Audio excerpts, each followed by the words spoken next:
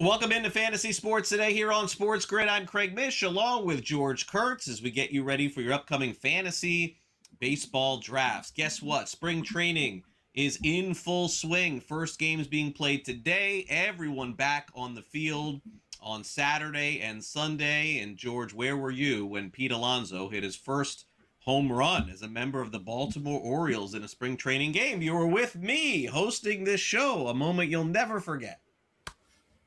Yes, I mean right up there in the annals of winning the '96 World Series, Reggie Jackson's 3 home runs, and so on here. Personally, I think Alonso's going to have a big season for Baltimore.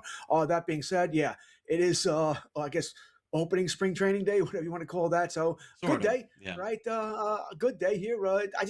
There's just something about that, Craig, like the romanticism of it, the thwack of the bats, the ball hitting the glove, and all that. But I'm also the first person to tell you, it's February 20th.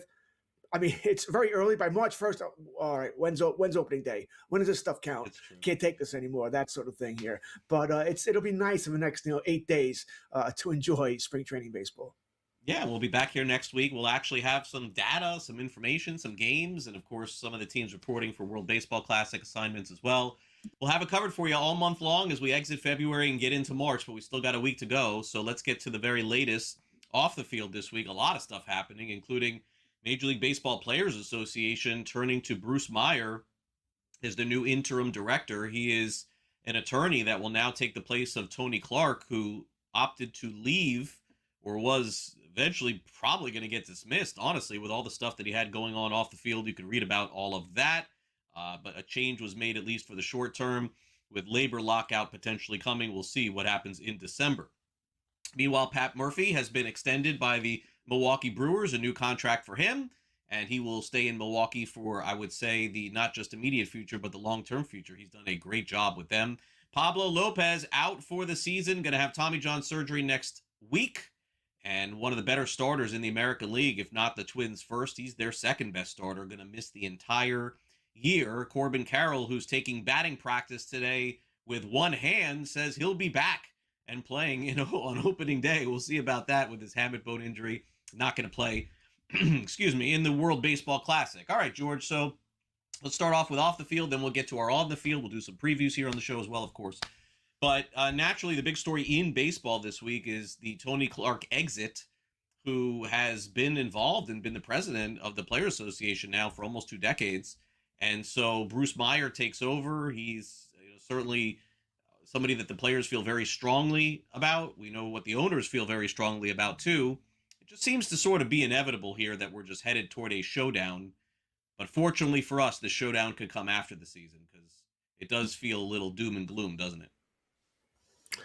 I mean, you try and have an optimistic viewpoint on this, but yeah, it does feel like doom and gloom. It's almost like what you're over under for how many games next season. 160. It's another COVID season. When will they get their heads on straight here? We'll see. I think the problem, without getting deep into the lockout, if they're able to get a cap, not all the owners want a cap because not all the lower revenue owners are going to want that base, that minimum, right? The whatever 120. They don't want that either. So they can't agree with each other, and that's really a problem as well. You get owners fighting with owners and then fighting with the players here. But that being said, hey, we can enjoy this season at least, right? Because in all likelihood, we are going to get a full season here before we have to worry about that. The Tony Clark thing was like, wow. I mean, it's all about timing, right? When things are heating up here, and then you hear why. And then aren't the feds coming after him too for whatever they did with whatever? And I think the NFLPA is involved also with that. So there's a lot of weird stuff going on with Tony Clark here. But he's out, Meyer's in. I don't think this changes anything really. Meyer's a shark, right? That's what he is. It's what he does. So I don't think this changes all that much here. I think the owner's like, oh, Clark's out. We're in a much better position now. This could actually be worse. Yeah, I would agree with that sentiment. The only thing that I would take a little exception to in something that you said is the salary cap and the salary floor. George, I think it may not be unanimous, but the owners are pretty aligned in that idea of having the cap and the floor. Now, that doesn't mean that the Dodgers want it. I understand that. And there's a few other teams that don't. But in order to ratify things, George, with the ownership and the CBA, they don't need everybody to agree, George. They just need 2/3, and then it goes through. So that's what's going to happen here in this case, and that's what the owners in baseball are going to be pushing for at the end of the year. But meanwhile, They have a war chest that was reported of $75 million per team to provide financial protection in case games are lost. So what does that tell you? They're buckled in, they're locked in, and they're waiting to see what happens. Meanwhile, the Milwaukee Brewers have extended Pat Murphy. When Craig Counsell left, George, everyone was up in arms. Oh my gosh, this is the end of the Brewers. Not only was it not the end of the Brewers, they won more games with Pat Murphy than they won with Craig Counsell. So good job by Pat Murphy, very well liked, and I would expect no one will pick the Brewers again, and they'll have another good season. I think that's fair in all parts there. You like it when someone's rewarded, right? For exceeding expectations. They tore up his contract, gave him a new 3-year deal, so he'll be there through at least 28, hopefully. And he's a hard guy not to like, right? You see his interviews. He's sort of your everyday guy. So, and like I said, you're probably right. We won't pick Milwaukee. I'm not. Yeah, and they'll probably do well again. It's just how that team is run, and they play good ball there. So, yeah, I'm happy for her. I just like when when guys like that are rewarded for being successful. So good for him. Also, Pablo Lopez, we found out late Friday that indeed it will be Tommy John surgery for him. It'll be the second time, George. And, in having some discussions about this, I don't think there's any question, George, in my mind, that this just didn't happen. Like, I'm guessing that he went into the spring maybe feeling some stuff, but hoping that he was going to be okay. And that just didn't work out. I don't know where you are on Pablo Lopez. I know him very well. So this is more the person than the player. One of my favorites in baseball. An awesome guy. Had a down year, I would say, probably, but did, I think, still post some pretty good numbers over the course of his career. He'll be missed by the Twins. Minnesota, to me, George, is one of those teams that when, from a betting perspective, when we take a look at season win totals, I would be hard pressed to look at that team and think, this is one of those targets to bet. I mean, not just because of the Lopez injury, but how is this team going to get to 74, 75 wins, basically doing almost nothing in the offseason, changing managers, changing general managers, changing assistant general managers. I don't know what direction they're headed, Minnesota. The team was up for sale, then it wasn't up for sale here. It's been a strange past year and a half here. Losing Lopez is brutal. I mean, coming into last season, Craig, wasn't he considered a top 10 starting pitcher in baseball? Top 15 at worst. So he was considered that highly. He didn't have a great season last year, got hurt as well. And, now it's his season's over, and probably even part of next season is done here. So it's hard to see Minnesota doing much looking at their rotation now. Ryan, Ober, Zebby Matthews, Woods Richardson, Bradley. These are all names we've heard, but where's your ace? Yeah, I don't even know if you have a number 2. I guess that's Joe Ryan. And I don't think Joe Ryan, by the way, will be on Minnesota by the end of the year. By the come deadline, he's gone someplace as well. And maybe, guys like Buxton will finally move on there to help somebody else. I just think this is a season where anybody that can be moved will be moved from Minnesota. As you said, I'm certainly not taking the over. I would certainly lean heavily towards that under. Yeah, I mean, it feels to me like a team that you look at and say, where are they at in July? And if they're even close to 500 or below, they just move everything that they can, So I do agree there. Also a key injury Friday as well, late Friday, Jordan Westberg of the Baltimore Orioles going to miss some significant time, it would appear. And so that certainly means Colby Mayo, some other players could get involved with the Orioles in terms of playing time. But, honestly, with everyone back on the field this week, it was kind of quiet around spring training. It was just kind of like back to work, nothing major. This weekend are games, and George and I will have the breakdowns for you position by position all spring long as we get closer to fantasy baseball draft season for many of you. So with that being said, coming up next, George and I preview the first base position in fantasy baseball, and we'll have it for you right after this.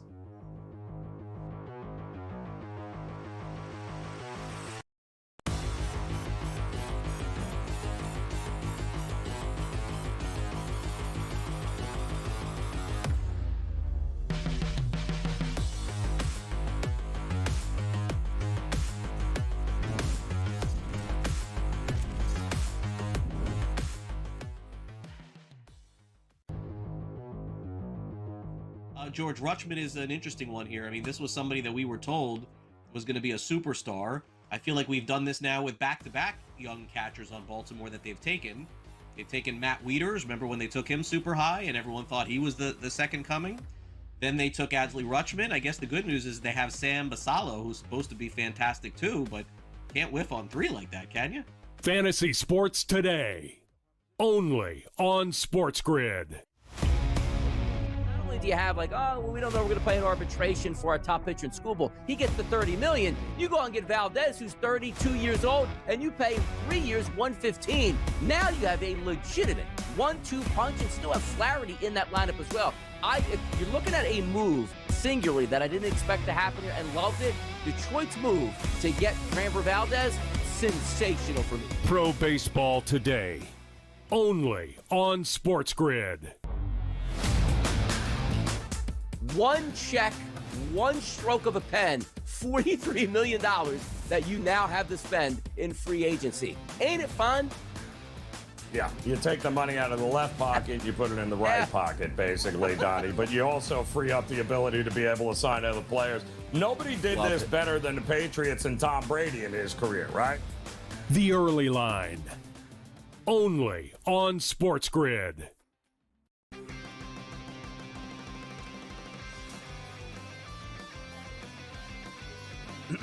Class is in session. Today, let's talk about the teaser. A teaser is a multi-leg bet where you shift the point spread in your favor.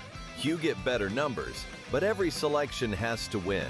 It doesn't matter what you bet if you don't have the insights. Tune into SportsGrid and get ahead of the class.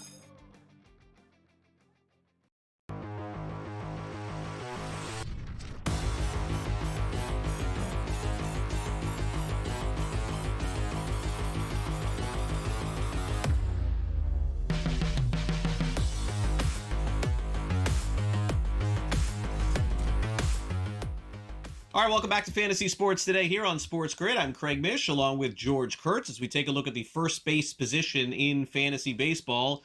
And wouldn't you know it, it's a Kurtz that's being drafted in the first 2 rounds of fantasy at first base. Yes, that's right, Nick Kurtz.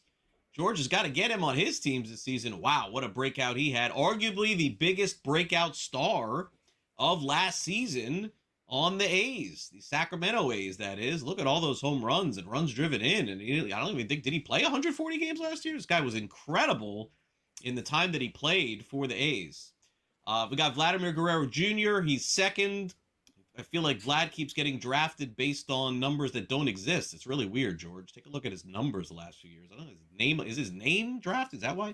Pete Alonso in Baltimore, Bryce Harper, Matt Olson. I mean, this is not great for first base when you really look at this. You kind of expect like 6, 7 huge players here, but I could probably poke holes at all of them.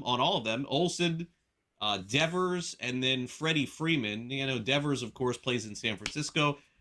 I'm not negative on this, but I do kind of feel like for me at this position, Kurtz is someone I'll take a chance on again. I feel like this guy's got a great chance to do it again, to be a superstar.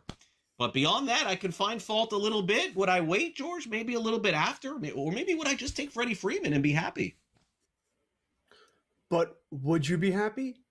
Freeman gets dinged up a lot now, too. He always seems to be, has a nagging injury here, nagging injury there. They don't need to push him, right? They're going to win their 98, 100 games anyway, with or without Freeman. Team USA has just scored, by the way, for those paying attention. So they lead 1-0 over Slovakia. I might be slightly interested in that game. But as for first base, like I said, I think you put it perfectly, Craig. There's a knock on every one of these guys. You put up last week about Vladimir Guerrero, and it's so true.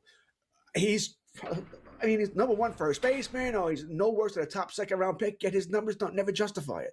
Which is amazing, by the way, because he plays in a bandbox. They moved the fences in there 2 years ago, and he's still not hitting 30, 40 home runs, which is really what he should. Now, he had a fantastic postseason. So maybe that'll translate over to the regular season. Maybe it won't, but I'm not spending a first-round pick on him. I'm not. You said it perfectly. I would take Nick Kurtz as well, although the knock on him could be almost the same thing, by the way. Can he make those adjustments? Because they will adjust it. He's going to face left-hander after left-hander after left-hander, right? So they're going to throw at him now because of how good he is. Listen, we hit the ball. That's another joke of a ballpark, which is why I like Nick Kurtz a lot. I had him on one team last year, and I won that league. It was my home league. And I had the 12th pick. I won, so I had the last pick in the draft, last pick in the first round. If he's there, I'm taking him. Yep, I don't blame you. All right, so let's go 8 through 14 here. honestly, if you missed last week's show, George and I broke it down. Josh Naylor, if he does what he did last year, he is a top 3 fantasy baseball first baseman. But the rankings are telling you that no one believes that those stolen bases that he had last year were legit. Strange player to see stealing that many, but he was a fantasy superstar when you're pushing 30 stolen bases from a guy that doesn't look like he's going to do it. Then you have Ben Rice, Vinny Pasquantino of the Kansas City Royals. Soderstrom has some qualification with the A's at first base, so does Salvador Perez. So they're there too. Michael Busch on Chicago, and then Yandy Diaz close out the ADP in the top 14. You know, George, it ain't great, man. Like, it's okay. Like, I think I could find some diamonds in the rough at this position, but I'm just so used to this position being, okay, I'm going to draft somebody here.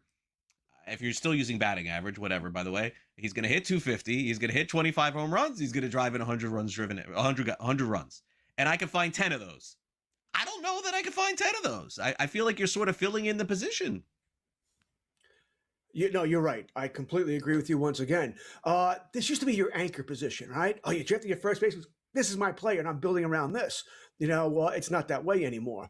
And I agree with you. You can wait on first base. You don't get one of the top guys. I mean, we only talked about a couple of them. I don't want the Devers and San Fran. No, Olsen is really a home run right now. We're nothing much at all there. If he's getting old, I mentioned Freeman has issues there. I don't mind waiting down this list. All right, taking a Ben Rice, I think is going to have a good season. I am high on Pasquantino. All right, they also moved the fences into Kansas City. That should help his power numbers here. Probably would as well, by the way. Guys, I'm big on there. Now, you mentioned Naylor. I mean, Craig, 92, batted 295, interviews, OPS was 353, stole 30 bases. How many bases? I mean, to make him a legitimate second or third round pick, how many bases does he need? He's not going to steal 30, right, Craig?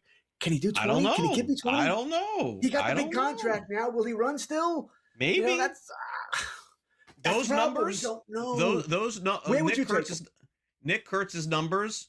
I'd still take Nick Kurtz. But if I guaranteed you those numbers from Naylor this year, he is the second best first baseman in fantasy baseball. He's a top second round. If you could guarantee those, he's a top second round pick. Yeah, it's not even a question. Right. So it's just that we just don't know. It's hard to believe. Right. Hard to it's believe. boom or bust. Boom or bust. I mean, let's just call it what it is. He's a big guy. Like you don't expect a guy that looks like that to steal 30 bases. You just don't.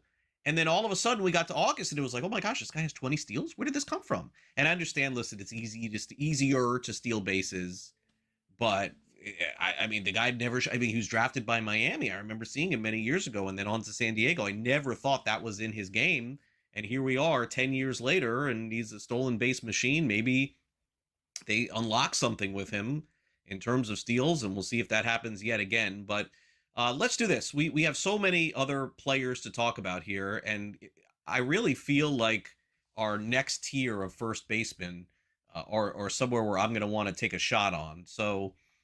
Let's take a quick look here, and then we'll continue the conversation. But for me, now, look, you have a catcher in Contreras that plays first base. Walker, I don't know what they're going to do with him in Houston. I like Torkelson. I like Burleson. I like Aranda. I like Murakami. I may take chances on all those guys, George, ahead of the previous ADP list, honestly. Yeah, I said, if you're waiting on first base, you mentioned the guy I like Torkelson, in Detroit. I think, once again, I think it's a guy, would I rather have him as my quarter infielder? Sure. But as if I waited, I'm talking around 8, 9 double digits, and he's there. All right, it means I stocked up on maybe my outfielders, some pitching, whatever it might be. I don't mind taking a shot with Torkelson. The power will be there. I'm worried about the average, but I can pretty much say this about so many places. But I'm going to need to make up those bases somewhere. That's always my problem. We'll be right back. We'll continue this conversation next.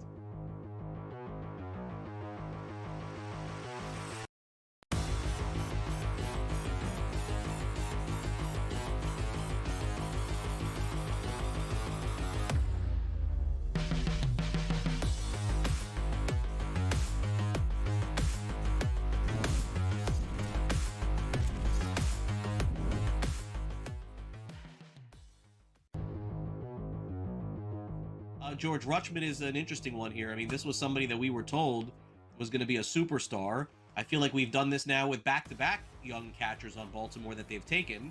They've taken Matt Wieters. Remember when they took him super high and everyone thought he was the second coming? Then they took Adley Rutschman. I guess the good news is they have Sam Basallo, who's supposed to be fantastic too, but can't whiff on 3 like that, can you? Fantasy Sports Today. Only on SportsGrid.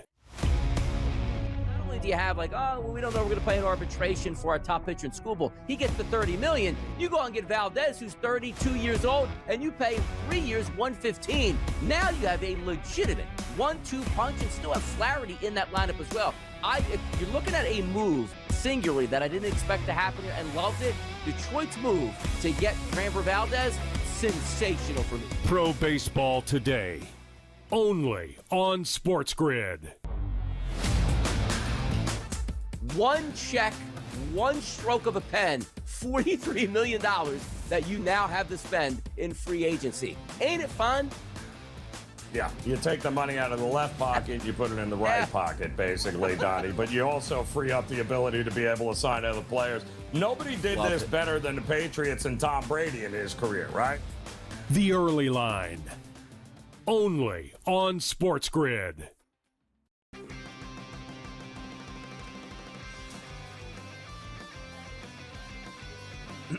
Class is in session. Today, let's talk about the teaser. A teaser is a multi-leg bet where you shift the point spread in your favor. You get better numbers, but every selection has to win. It doesn't matter what you bet if you don't have the insights. Tune into SportsGrid and get ahead of the class.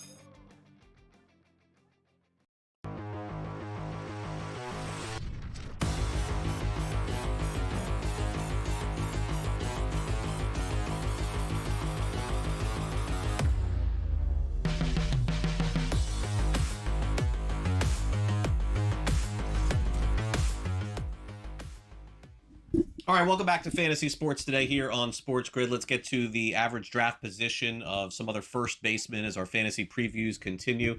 Wilson Contreras, as we mentioned, and there's Walker. I mean, I feel like Houston's trying to find another spot for Walker, which is weird because they just got him last year. Spencer Torkelson, Alec Burleson could be, honestly, the best hitter on the Cardinals this season. Let's just call it what it is. Akamoto on Toronto, they signed him in the offseason. Jonathan Aranda, fantastic year. And then we don't know a ton about this Munetaka Murakami, but the White Sox invested a lot in him this season, including a bidet to make sure he was happy. So I'm guessing that a decent fantasy season is coming from him as well. But I like this group here, George. I even like Alec Burleson. Like, Burleson is not going to give you any runs driven in, okay? Like, he's not driving in 90 or 80 because the Cardinals are going to be bad. But I think he's going to hit. Like, I like 4 or 5 guys from this group. I would pass on the previous group for some of these. Most of these guys are corner infielders. There are some guys who can be booms here. I said I do like Torkelson. I would have no problem starting him. I think I'll get my power. I'll find the average someplace else, and the bases are always a problem for me. Someone like Burleson, I mean, power's going to be an issue. But he's not going to drive in any runs. He's not going to really hit the home runs for you here. He's the definition of a corner. In my mind. So I don't want him starting at first base for me because that means I'm going to have, corner field not doing all that much either here.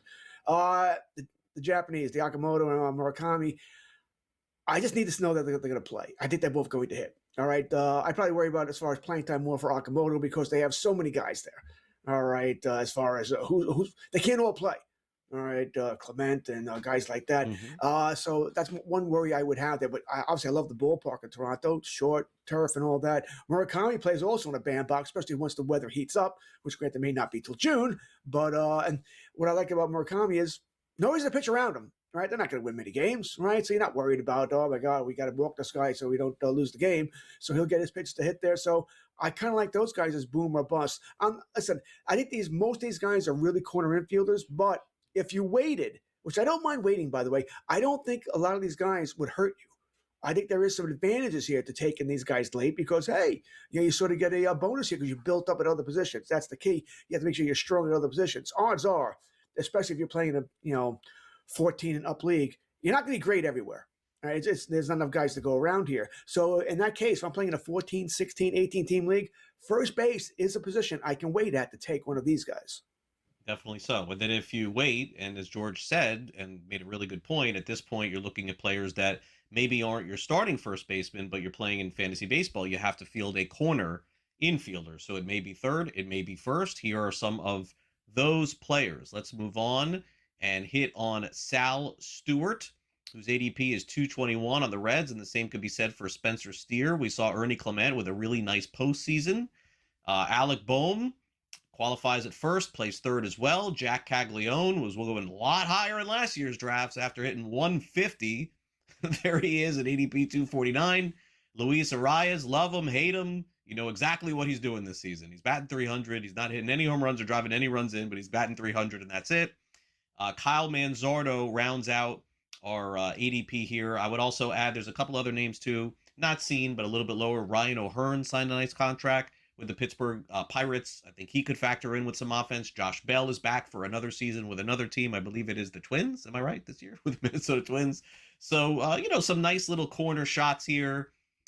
I think, George, you're going to try to take a stab at Caglione here, but my gosh, he was so bad last year. 150? Wow. You literally did name the player I was going to talk about first. Yeah, I wouldn't mind taking a shot. He was, and listen, I had him. Last year, like I said, my home league here, I took Caglione as soon as he came up. I dropped him, and I took Nick Kurtz. All right, that's how that worked there. I think I might have dropped Nick Kurtz too and then got him back real quick. But yeah, I had Caglione. I do like to take shots at young guys, especially at positions where I'm a little weak, and I was weak at first base. I don't remember who my original first baseman was. Maybe he got hurt, maybe he just sucked, whatever it might be. But yeah, I'll take a shot on the rookies. So Caglione, listen, he's had a season to work on it. Watch the video. He's supposed to be a very good player. This is not a guy who came out of nowhere. He is supposed to be a star here. I think he'll be better. I know that's not saying much, but I think he'll be better. But yeah, I would take a shot. Alec Boehm is another guy. Philadelphia, it's a bandbox. I like guys who play in small parks. Even mistakes go out. And they're going to need him to hit some home runs. He's another guy I'm going to look at as well. All right, some great first baseman options there. When we come back, we go to the other corner, and we'll take a look at the third base position, where it seems like names are more plentiful than they are at the first base position. You're watching Fantasy Sports Today here on SportsGrid. We got 30 minutes to go. Stick around. We'll be back with more right here on Fantasy Sports Today. Don't go away.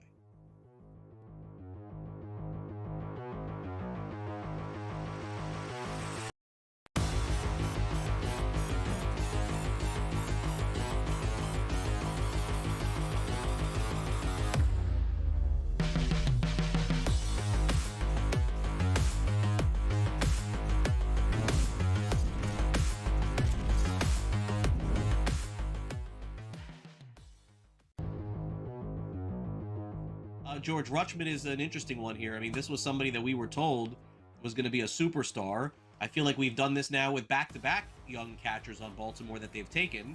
They've taken Matt Wieters. Remember when they took him super high and everyone thought he was the second coming?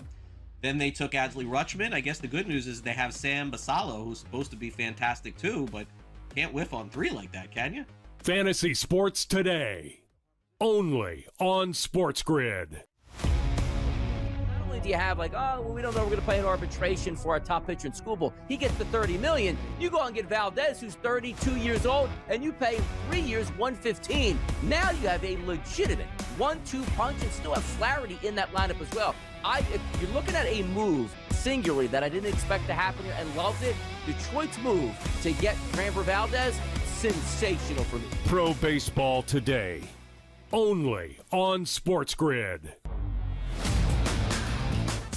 One check, one stroke of a pen, $43 million that you now have to spend in free agency. Ain't it fun? Yeah, you take the money out of the left pocket, you put it in the right pocket, basically, Donnie. But you also free up the ability to be able to sign other players. Nobody did this better than the Patriots and Tom Brady in his career, right? The Early Line, only on SportsGrid.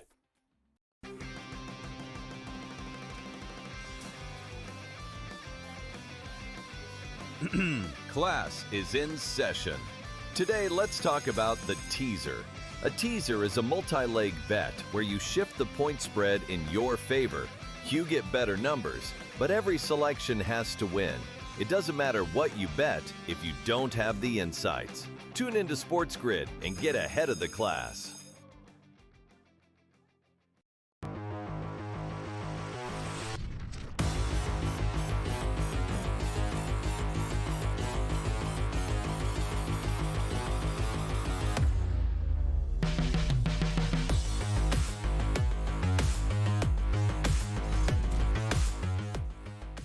Welcome back to Fantasy Sports Today here on SportsGrid. Let's take a look at the third base position in fantasy with some definite superstars here at the top. Very specifically, those first two names. Jose Ramirez, another season last year on the trajectory for George, who hates to say it, a Hall of Fame career. Jose Ramirez is having a Hall of Fame career so far. Not enough for George, but he's getting there. Junior Caminero, breakout star last year, fantastic year. Love to have him once again in fantasy. Jazz Chisholm Jr. says, what did he say this year? He's going to steal 50 bases? I don't know. He's always saying something. Manny Machado, Austin Riley, Michael Garcia gets the long-term extension. Eugenio Suarez back at third base with the Reds, and he is on the rise in terms of ADP. That's a great park for Suarez. A lot of home runs coming there for him, too. This is a nice little list put together here. Who do you prefer? I mean, I certainly don't mind taking Jazz. It's a contract year. I think he will put up at least 30-30, if not more than that. I'm not going to spot the top guys. Everybody wants Ramirez. Sure, I want Caminero if I can get him. I don't think going to playing in Tampa Bay is going to hurt him all that much. He'll hurt a little bit. Obviously, when he played the Yankees spring training park, the ball's going to fly out to right and right center. It's not going to happen in Tropicana there. But still, I'm okay with that. Machado, solid. All right, you know what you're going to get from him. No problem having him on my team. I think Riley bounces back. Remember, last year he was a second-round pick. All right, he had a bad year. Everybody in Atlanta, they all got hurt. And if he stays healthy, I think he'll bounce back. The power will be there. He's going to hit his 35 home runs, driving his 90, 100 runs there. I think you'll be okay with him. So he's a guy I'm interested in. I keep mentioning Kansas City, move the fences in, like all these guys. I'm probably not as high on Garcia as some. Craig, like I said, I don't think I'll have him because he's going around pick 72. That's round 6, and I don't see myself doing that in round 6. So I don't dislike him, but I'm not taking him in round 6. I would probably just wait on third baseman a little bit. And I agree with you about Suarez. You're going to eat it at average, but Right. If he's hitting home runs at Seattle, I mean, he's going to hit home runs in that ballpark here to return. So he's going to hit, I would think, 40 minimum if he stays healthy. And once again, this is the problem with that in baseball. Power is easy to find, Craig. We can find it everywhere. Right. Yeah. You mentioned earlier, if you're still playing with average, you got to find average. And my bugaboo each and every year, and I know it going in, by the way, and it's still my problem, is stolen bases. It always is. Yeah, it's tough to get, and meanwhile, there are more stolen bases than ever before. But yeah, for me, those first two, Ramirez, Caminero, right on my radar. I'd probably dip down to Michael Garcia after that point. Really think that that's an emerging star in the game. All right, tier 2, as far as third basemen are concerned, we're going to bump everybody up because Jordan Westburg is going to miss a lot of time, and it looks like April is out for him to start the season. So Alex Bregman, Noelvi Marte, Matt Chapman with the Giants, Isaac Paredes, Houston, Colson Montgomery with the White Sox, and there's Okamoto again. Montgomery is an interesting name, of course, because the White Sox are so high on him. They're going to give him, George, every chance to succeed wherever he plays this season. I feel like Houston would like to move Paredes to first and play Cam Smith. Like, I think that's what they would like to do, but Walker is there, and so Paredes is going to have to play a little bit over the diamond. We saw Marte come on last season in a good way as well. Anyone on this list in particular you like? This one gets a little more dicey, right? Bregman, I'm fine with Bregman, by the way, but he gets hurt every year. All right, he rarely plays a full season. That's the problem. He plays a full season, he'll hit. But I'm going to have a tough time. And that's why his ADP, in my mind, is as low as it is. 97? He should probably be higher than that, but I think a lot of people are banking on that injury. I would not touch Jordan Westbrook, by the way. For those who don't know, he's, like Craig said, he's out for at least all of April's out, partially torn UCL. This sounds bad. All right, that's one of those things where, okay, is he returning in May or is he going to need surgery? No, I'm staying away from him. I'm going to let him be someone else's problem. Chapman, if you're down this low, you don't know what you're getting. Paredes is a hot name on the trade market, right? He was real close to going to the Boston Red Sox before they traded for Durbin from Milwaukee there. And I like Paredes. He can hit. Another guy, he stays healthy. He's the guy I would target on this list. Montgomery is, I guess the really superstar player. He's going to go earlier than that. There's going to be somebody in your league who's going to want the young player. Yeah, someone's going to take a shot. And I don't blame that person, by the way. All right, and let's keep going here. Murakami, 196. We've got him sitting there as the 15th best third baseman. Royce Lewis, my gosh, what a full year of Royce Lewis. What could he be? Will we ever know? I don't know. But if he's ever healthy for a full season, he would be amazing.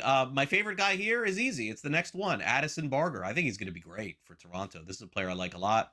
Max Muncy, Jorge Polanco. I believe Polanco is going to play, is it first base for the Mets this season? I think so. I think he qualifies third, but to play first.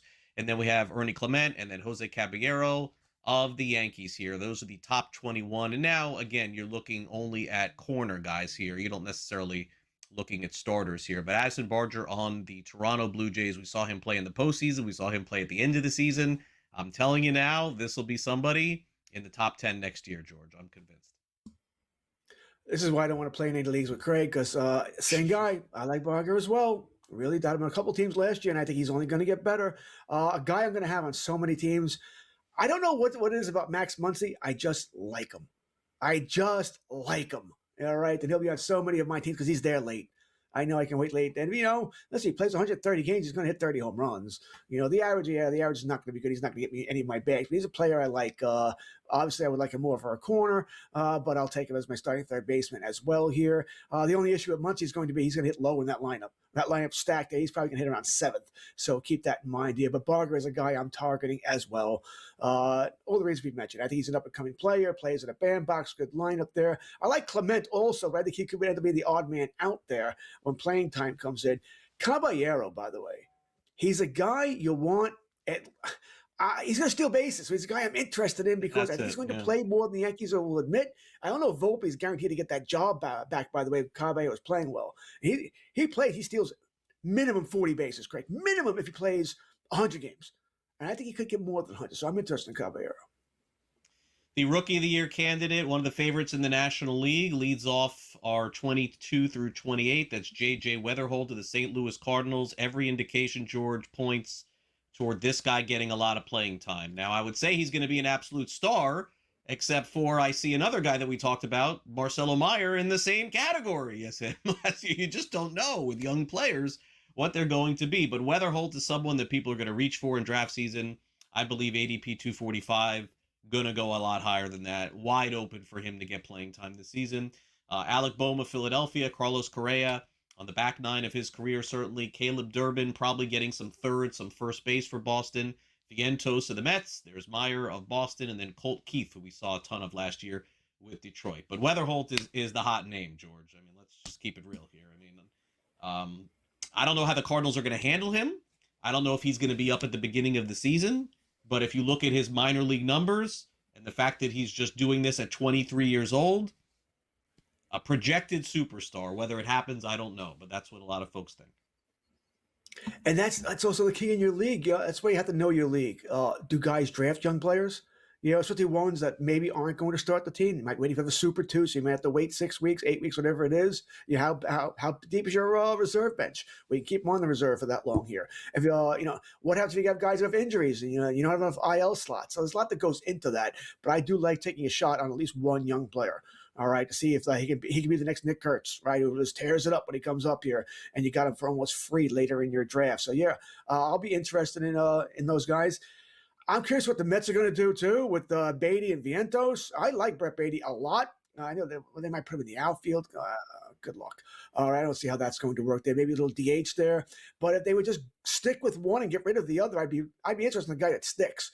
I think they can both hit somewhat here. I know Vientos is on this list. Beatty is not.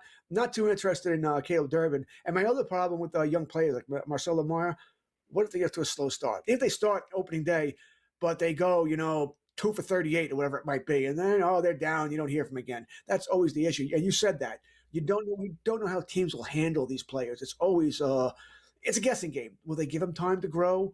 Or they get so impatient because they want to win now and they move on. It drives us all nuts. Yeah, I mean the good news is that they've changed the rules in the last CBA. Whereas if a player wins Rookie of the Year, you get an extra draft pick. So players are coming up sooner than ever.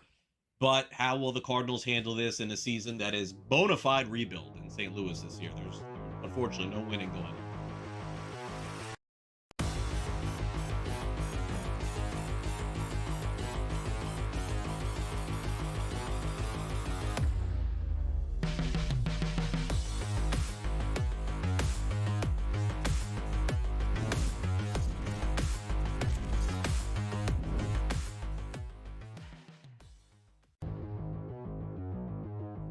George Rutschman is an interesting one here. I mean, this was somebody that we were told was going to be a superstar. I feel like we've done this now with back-to-back young catchers on Baltimore that they've taken. They've taken Matt Wieters. Remember when they took him super high and everyone thought he was the second coming? Then they took Adley Rutschman. I guess the good news is they have Sam Basalo, who's supposed to be fantastic too, but can't whiff on 3 like that, can you? Fantasy Sports Today. Only on SportsGrid. Not only do you have we don't know we're going to play an arbitration for our top pitcher in school ball. He gets the $30 million. You go and get Valdez, who's 32 years old, and you pay 3 years, $115. Now you have a legitimate 1-2 punch and still have Flaherty in that lineup as well. If you're looking at a move singularly that I didn't expect to happen here and loved it, Detroit's move to get Framber Valdez, sensational for me. Pro Baseball Today. Only on SportsGrid. One check, one stroke of a pen, $43 million that you now have to spend in free agency. Ain't it fun? Yeah, you take the money out of the left pocket, you put it in the right pocket, basically, Donnie. But you also free up the ability to be able to sign other players. Nobody did this better than the Patriots and Tom Brady in his career, right? The Early Line. Only on SportsGrid.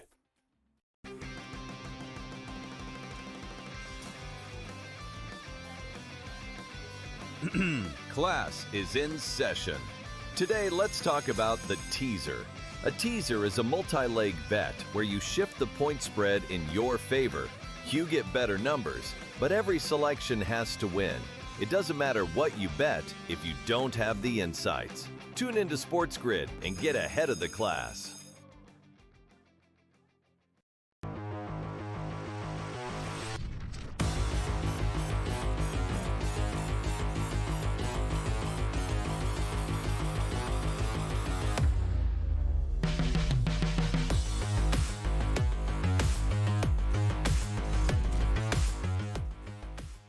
All right, welcome back to Fantasy Sports Today here on SportsGrid. It's time now for us to dive into some hot topics surrounding your draft in fantasy baseball. Nick Kurtz, Bryce Harper, J.J. Weatherholt, Connor Griffin, Alex Bregman. Let's dive into them all in this little game of buy or sell.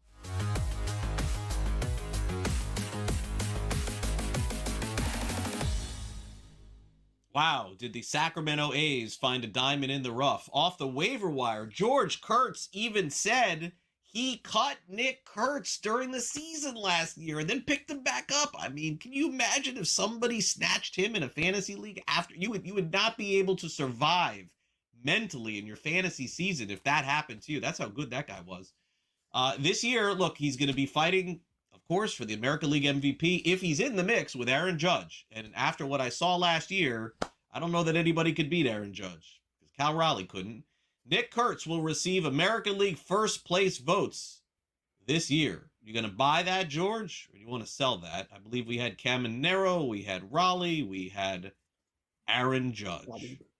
Bobby Witt, he'll be there as well. I said I'm a big fan of Kurtz. No, we're not related, by the way, for those who are wondering. Okay, not as far as I know. I keep getting that. You're a little taller than him, right? Just a wee bit. Yeah, Nick is a. It'd be like this, actually. I'm not sure Nick would fill in this room. Yeah, that's something like that. But my only problem with him, I think he's gonna have a great year. All right, I think he's gonna have a very good year here. He's gonna be fantastic. I picked 12 in my points league. If he's there at 12, I'm taking him. I'm just grabbing him here. I don't have a second round pick, but I'm taking him anyway. My only issue is this: they're not going to be very good, right? They may be a little better than expected. Maybe they approach 500, maybe, but it's tough to get MVP votes when you're not winning. All right, you're not in the playoff contention or anything like that. Are you going to be able to beat out an Aaron Judge? Assuming if Aaron Judge stays healthy, you're not going to. But are you going to be able to beat out an Aaron Judge? And the Yankees probably a playoff team. Bobby Witt, Royals could be a playoff team. You mentioned Caminero. I think he's going to have a big season with Tampa, but they may not be a playoff team either. Raleigh again, I expect to have a big season. But we need one first place vote. I'll buy. I think he's going to have a big season. I think he can get one. I don't think he'll be very, it won't be top 3 or anything. But I think he can get one. Yes, I'll buy. Yeah, I'm going to sell this, man. I was really, I understand what the metric said, and a lot of smart people, George, that I asked told me that Judge probably was the MVP. But man, Cal Raleigh couldn't win MVP with that season that he had last year. And I understand all we're doing is asking questions about first place votes, but Don't think there's a lot of love for the voters with Sacramento, no matter what Nick Kurtz does. I'm going to sell this. I don't think he gets any first place votes this year. All right, Bryce Harper and Dave Dombrowski sharing some back and forth a little bit about will Harper become an elite player. Harper took the high road. He said, look, I don't care what he says.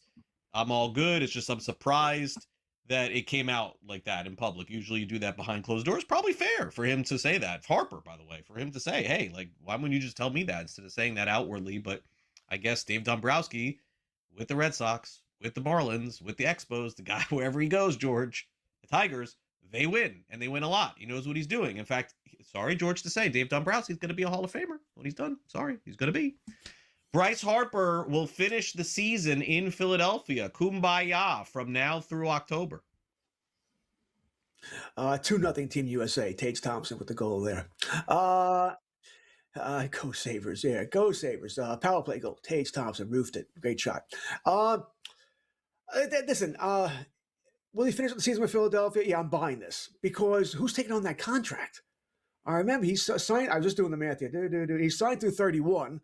All right, so he's got 26, 27, 28, 29, 30, 6 years left, including this year.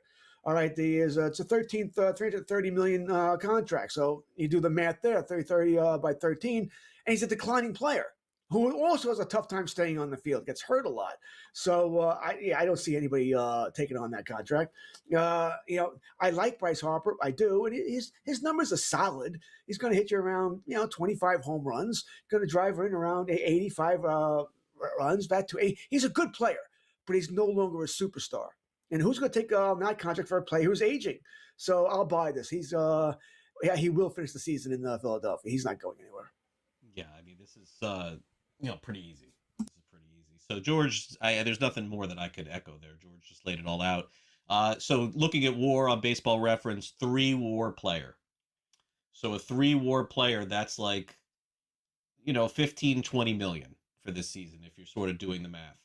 And if Bryce Harper was a 3 WAR player this year, George, and he was making 27 million, and that was the end of his contract, I would say you're right. He's going somewhere else. But he's 27, 27, 27, 23, 23, 23. Oh my gosh, George is right. There's no way he's not going anywhere.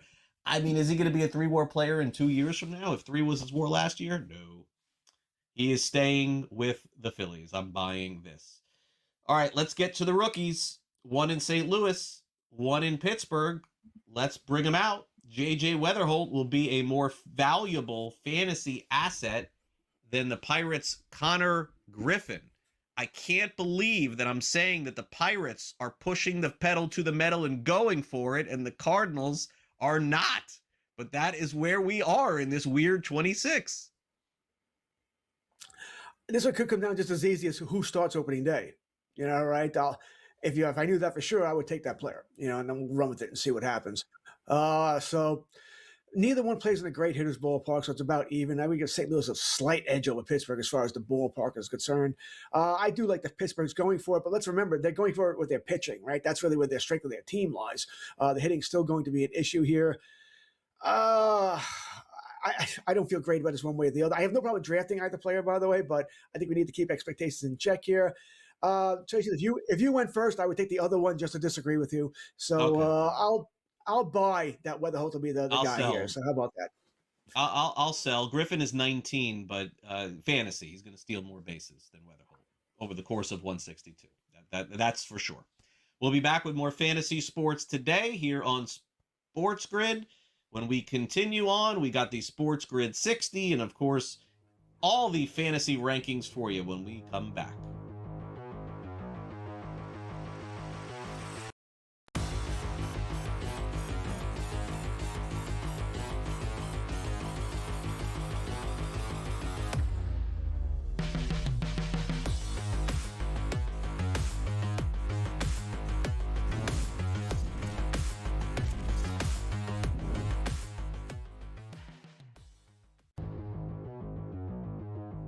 George, Rutschman is an interesting one here. I mean, this was somebody that we were told was going to be a superstar. I feel like we've done this now with back-to-back young catchers on Baltimore that they've taken.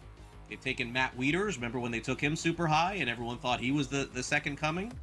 Then they took Adley Rutschman. I guess the good news is they have Sam Basalo, who's supposed to be fantastic too, but can't whiff on 3 like that, can you? Fantasy Sports Today, only on SportsGrid. Not only do you have we don't know we're going to play an arbitration for our top pitcher in school ball. He gets the $30 million. You go and get Valdez, who's 32 years old, and you pay 3 years, $115. Now you have a legitimate 1-2 punch and still have Flaherty in that lineup as well. If you're looking at a move singularly that I didn't expect to happen here and loved it, Detroit's move to get Framber Valdez, sensational for me. Pro Baseball Today, only on SportsGrid. One check, one stroke of a pen, $43 million that you now have to spend in free agency. Ain't it fun? Yeah, you take the money out of the left pocket, you put it in the right pocket, basically, Donnie. But you also free up the ability to be able to sign other players. Nobody did this better than the Patriots and Tom Brady in his career, right? The Early Line, only on SportsGrid.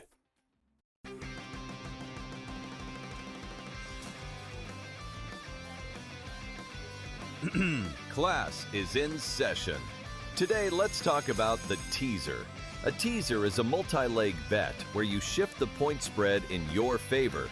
You get better numbers, but every selection has to win. It doesn't matter what you bet if you don't have the insights. Tune into SportsGrid and get ahead of the class.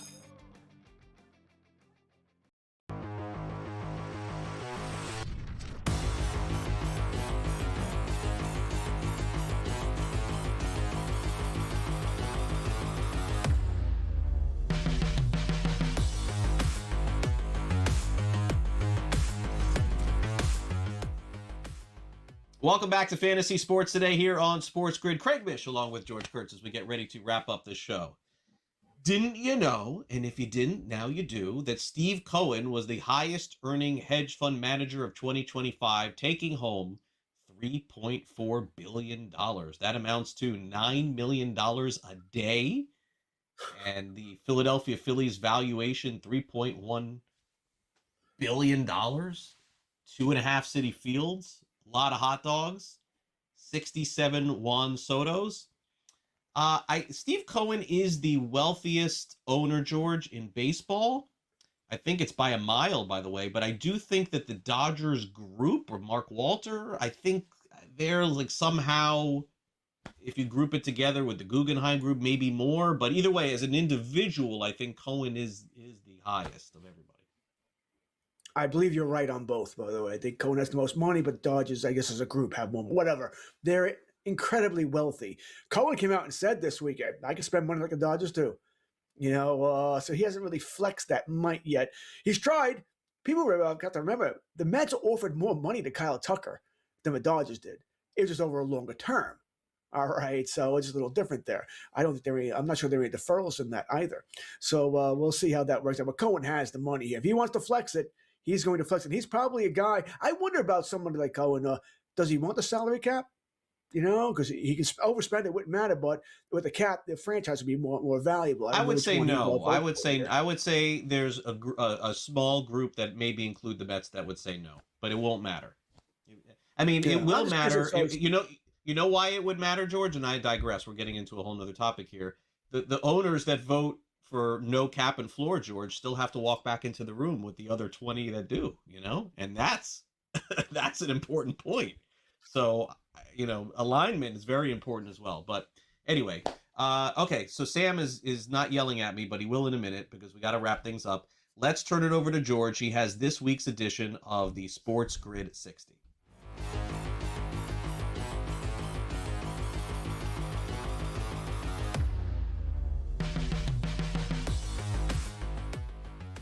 All right, so Craig and I talked earlier. Spring training started today.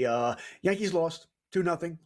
Only Scott got 3 hits, so Yankee fans will be angry already here, right? The sky's falling, they can't hit, no offense. Should have made big changes during the offseason and all that. But that's not what I'm here to complain about.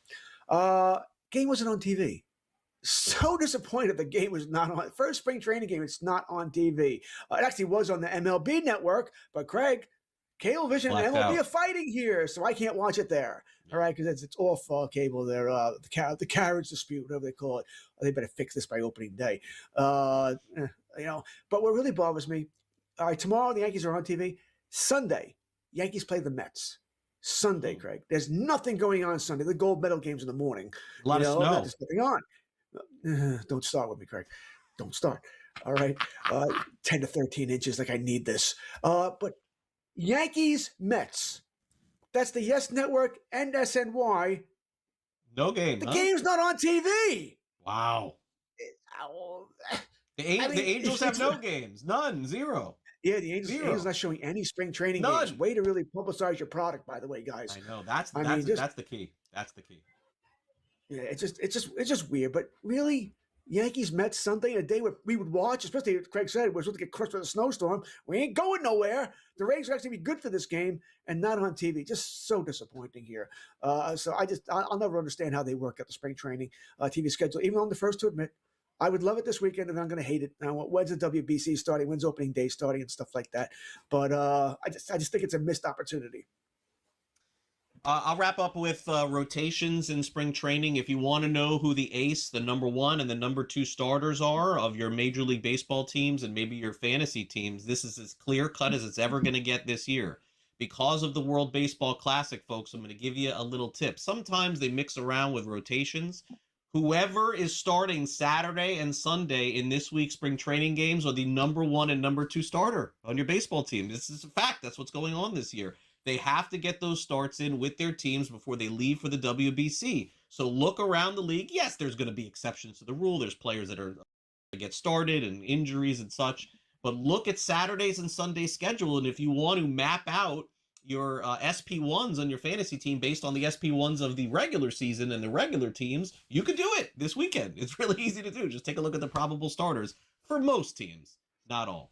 That'll do it for the show. Thanks again to my co-host, George Kurtz. Thanks again to our producer, Sam Yarnell. I'll see you back next week for Fantasy Sports Today. Have a great one.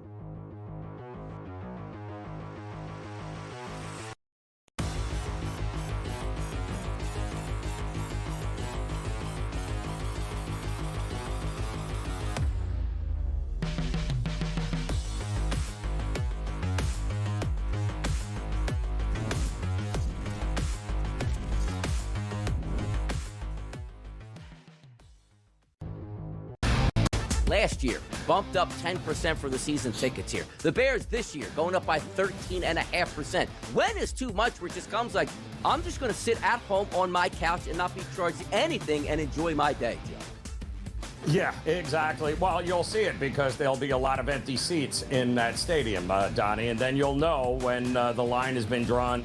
The Early Line, only on SportsGrid.